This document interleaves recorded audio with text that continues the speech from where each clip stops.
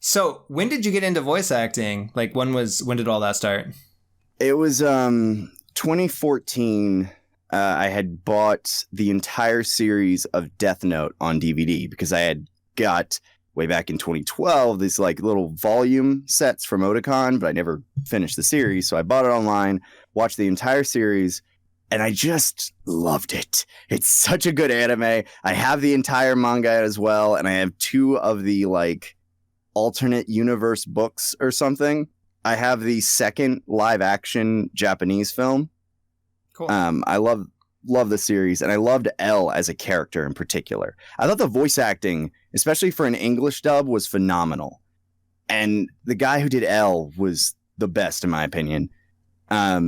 He really made the character his own, and that's really hard to do with like an anime dub, especially where you have to match the lip flaps super hard to make it feel so natural. But I loved it that much that I watched the behind the scenes of all of L's actor, Alessandro Giuliani, and then I decided to watch all the others, and it just looked like a lot of fun.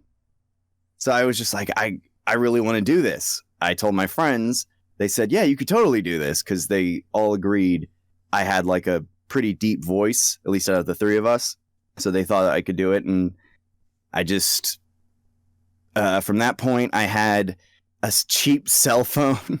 Yeah. And at the time, it was like a cheap little smartphone. I recorded off of that, and I just spoke off of that while reading creepypastas back in the day. My friend edited them, and then stopped doing that when I got a good mic. I'd found the Soul Brother number 3, or Max Fiad's How to Be an Online Voice Actor series, which at that point was just part 1 and 2. And he said, oh, this is the mic you need to get. This is what you need for soundproofing and all this stuff. Got all the stuff I needed.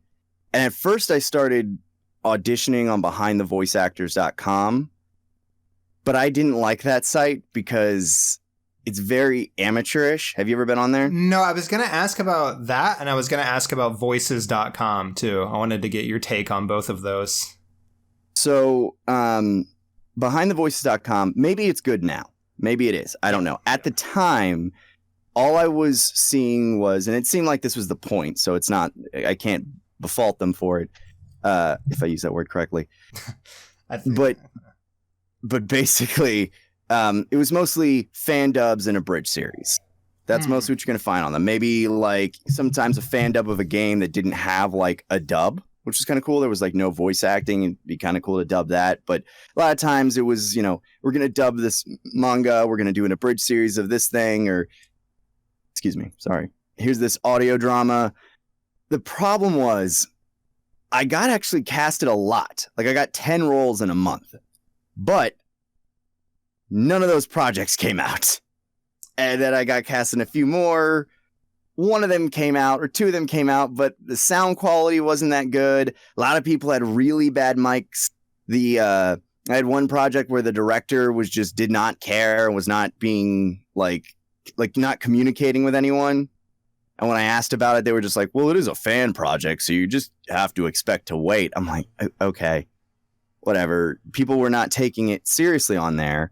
So I realized this is for amateur, like I'm kind of getting into it. I just want to do some fan dubs for a bit. I want to build my portfolio.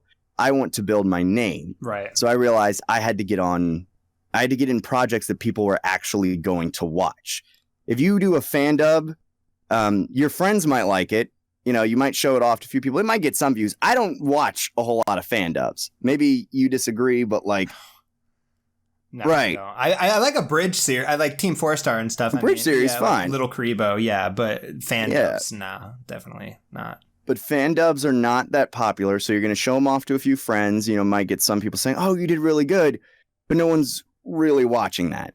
But people will stumble on to random video game parodies and anime parodies and just funny cartoons on the internet. Yeah, for sure. So I wanted to start working with those people.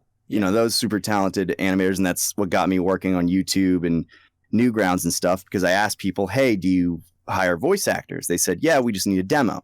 I just got to work on a demo, and from that point, my main work has been from Newgrounds and YouTube, because Behind the Voice Actors was just too amateurish, and I was trying to build, my portfolio, as I said.